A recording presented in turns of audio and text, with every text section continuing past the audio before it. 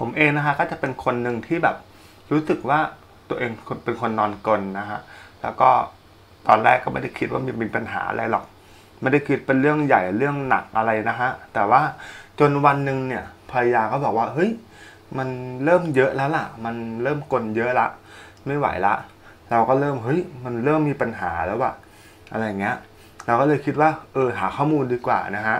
ผมก็เลยค้นบน Google แล้วก็ค้นเรื่องของการกลนะฮะก็ไปเจอว่าเฮ้ยการกลคืออะไรอะไรเงี้ยก็เลยนั่งดูนะฮะไปเจอนะครับเขาชื่อ NK Sleep Center นะฮะก็จะเป็นเรื่องของการตรวจของการนอนหลับ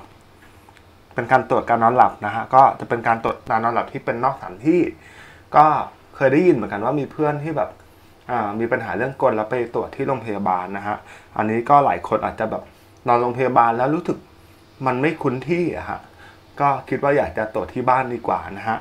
ก็เอาเรื่องของการนอนกลก่อนเนาะการนอนกลเนี่ยเขาบอกว่าเป็นภาวะที่อันตรายนะฮะเขาบอกว่ามีแบบภาวะหยุดหายใจขณะหลับนะฮะตอนเรานอนหลับเนี่ยแล้วก็หยุดหายใจนะฮะมันก็เลยทำให้แบบร่างกายพยายามที่จะฝืนนะฮะในการหายใจเนี่ยเพื่อที่จะให้แบบมันหายใจออกนะฮะมันก็เลยทำให้แบบมีปัญหาเรื่องเสียงกลนะฮะแล้วก็มันก็จะมีเรื่องของการตรวจการนอนหลับที่บ้านนะฮะเราก็เลยอยากรู้ว่าเราอยู่เลเวลไหน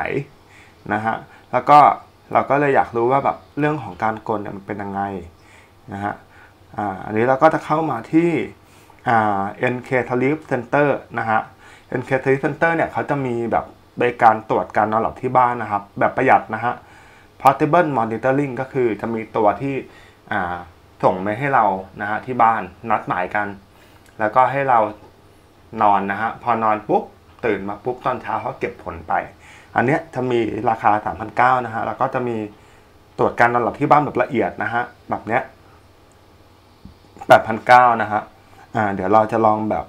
3,900 ดูก่อนนะฮะก็อันนี้เดี๋ยวส่วนของ NK Sleep Center นะฮะก็มาดูเขาจะมีอย่างนี้ครับ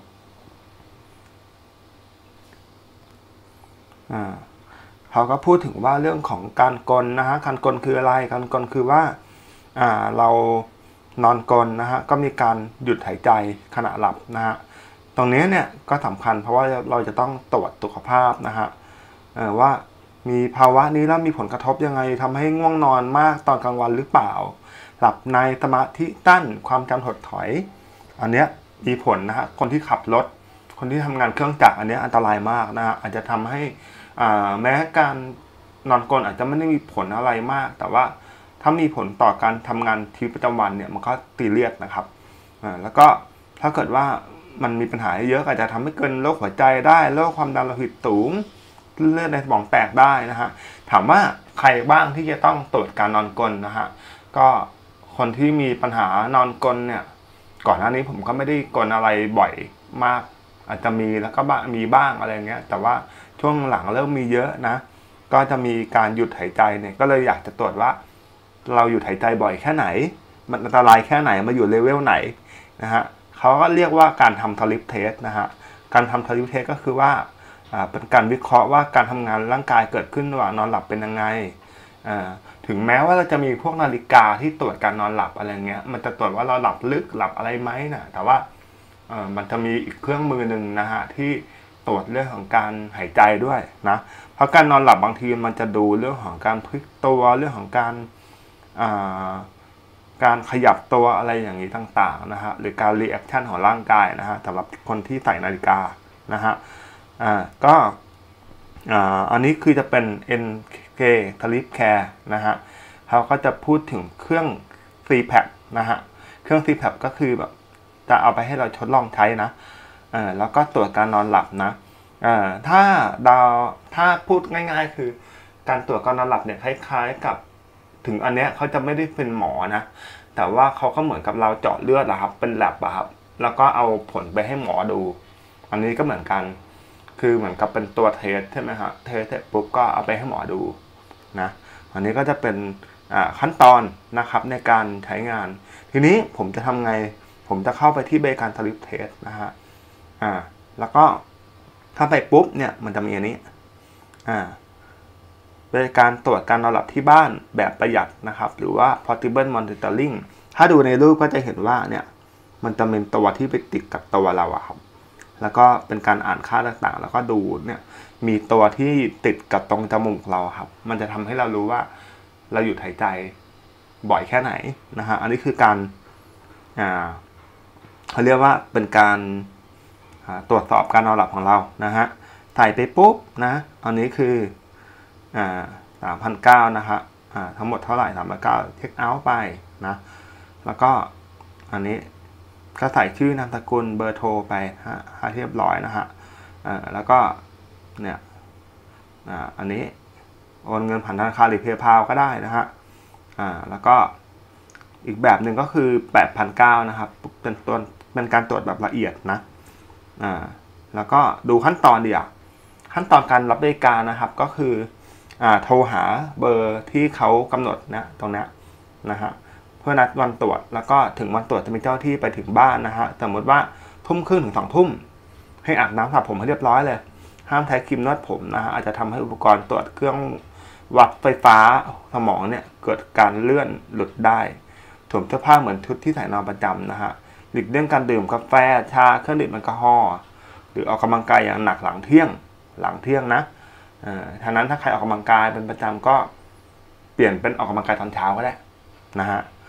แล้วก็เจ้าหน้าที่ก็จะเริ่มติดตั้งอุปกรณ์ตรวจวัดสัญญาณบนตัวเรานะใช้เวลาประมาณ45-60 นาทีนะฮะเมื่อติดตั้งเสร็จแล้วเจ้าหน้าที่ก็กลับนะจากนี้ก็สามารถทำกิจกรรมอื่นได้ดูทีวีอ่านหนังสือดื่มน้ำเข้าห้องน้ำอะไรอย่างเงี้ยปกติทั่วไปนะแล้วก็เขาบอกว่าอย่างนี้ครับเขาบอกว่าไม่ควรนอนดึกหรือเข้านอนเกิน4 ทุ่มแล้วควรจะนอนในท่าที่สบายและเคยชินที่สุดและควรจะหลับให้ได้อย่างน้อยไม่ต่ำกว่า6 ชั่วโมงเพื่อให้มีข้อมูลเพียงพอในการวินิจฉัยแล้วก็ตอนเช้าเนี่ยตื่นนอนตามปกตินะฮะอาจจะนัดเวลากับเจ้าหน้าที่ให้ถึงบ้านก็ตามสะดวกเรานะฮะเขาก็จะแกะอุปกรณ์ต่างๆออกแล้วก็นำไปวิเคราะห์ผลแล้วก็ตรวจสอบนะฮะโดยแพทย์เฉพาะทางในการนอนหลับอันนี้ก็ถ้าใครมีแพทย์ที่เป็นแพทย์ประจำอยู่แล้วก็คุยกับเขาได้เนาะแล้วก็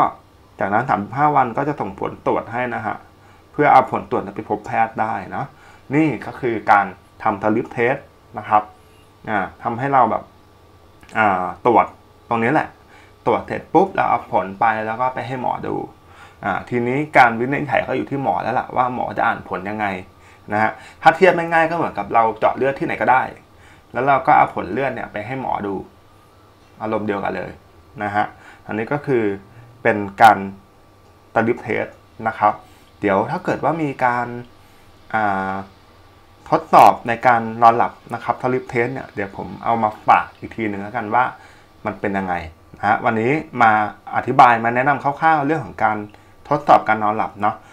เรื่องของการกลนเนี่ยผมเชื่อว่าบางคนอาจจะมองว่าเป็นเรื่องน่าอายนะฮะแต่ว่าพอเราอ่านเจอว่าเฮ้ยมันอันตรายนะถ้าเกิดว่าเราหยุดหายใจขณะหลับเนี่ยแค่การหยุดหายใจแค่นี้มันก็น่ากลัวแล้วเนาะมันฟังดูน่ากลัวเนาะสำหรับคนทั่วไปนะฮะแต่ว่าถ้าเกิดมันอันตรายมากๆเนี่ยอันนี้มันถือเลือดถือเลือดมากเลยนะผมคิดว่ามันต้องมีการตรวจแล้วล่ะนะฮะและอีกอย่างหนึ่งคนที่มีครอบครัวนะครับถือว่าเป็นปัญหานะฮะปัญหาเยอะเลยเพราะว่ามันทำให้คนที่นอนกับเราเนี่ยเขานอนได้ไม่เต็มอิ่มนะฮะแล้วมันทำให้เราแบบเหมือนเขาไม่สดชื่นตอนเช้าอะครับฉะนั้นเนี่ยไม่ว่าจะเขาไม่สดชื่นใช่ไหมทำงานแล้วเกิดอุบัติเหตุในการทำงานหรือขับรถแล้วมันไม่ปลอดภัยอย่างเงี้ยผมว่ามันตีเลือดฉะนั้นเนี่ยไปนัดตรวจนะฮะราคาไม่ได้แพงอะไรนะฮะผมว่าคนที่มีปัญหาจ่ายได้นะนี่อันนี้คือวิธีเป็นแบบฟอร์มนัดตรวจนะฮะเราแบบฟอร์มนัดตรวจกันนอนหลับก็แล้วก็ใส่ชื่อไปที่อยู่ปุ๊บนะแล้วเดี๋ยวยังไงเนี่ยเดี๋ยวจะมีคนติดต่อมานะครับใครสนใจก็ลองดูนะครับ NK Sleep Center เนี่ย